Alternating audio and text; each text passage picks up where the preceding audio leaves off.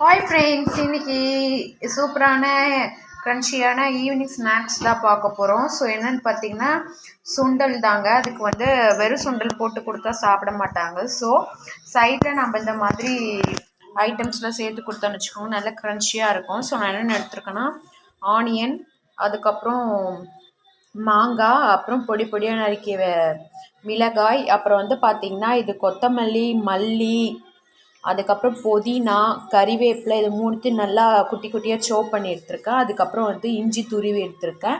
அப்புறம் கேரட்டை துருவி எடுத்திருக்கேன். க்ரன்ச்சினஸ்க்காக வந்து கட் பண்ணி எடுத்திருக்கேன். இது வந்து பார்த்திங்கன்னா கோஸ் இருக்குங்க இல்லையா, அதையும் துருவி எடுத்திருக்கேன். நெக்ஸ்ட்டு என்ன செய்யலான்ட்டு பார்க்கலாம் வாங்க. இப்போ என்னென்னா நம்ம சொன்னோம் இல்லையா, அது எல்லாத்தையும் பார்த்திங்கன்னா ஒரு குக்கர் எடுத்து அதில் லைட்டாக எண்ணெய் ஊற்றி கடுகு தாளிப்புக்கு, நெக்ஸ்ட்டு பார்த்திங்கன்னா இஞ்சி, பச்சை மிளகா, வெங்காயம், மாங்காய், துருவிய கேரட்டு, கோஸு, பச்சை மிளகா போட்டு அதில் வதங்குறதுக்கு உப்பும் பெருங்காயத்தூளும் சேர்த்து எல்லாத்தையும் வதக்கி எடுத்துட்டிங்கன்னா இந்த மாதிரி சுவையாக இந்த மாதிரி க்ரன்ச்சியாக வந்து கருப்பு கடலை ரெடி ஆகிடும். பிடிக்காத பசங்க கூட விரும்பி சாப்பிடுவாங்க. இந்த வீடியோ பிடிச்சி லைக் பண்ணுங்கள், ஷேர் பண்ணுங்கள், கமெண்ட் பண்ணுங்கள். பாய்.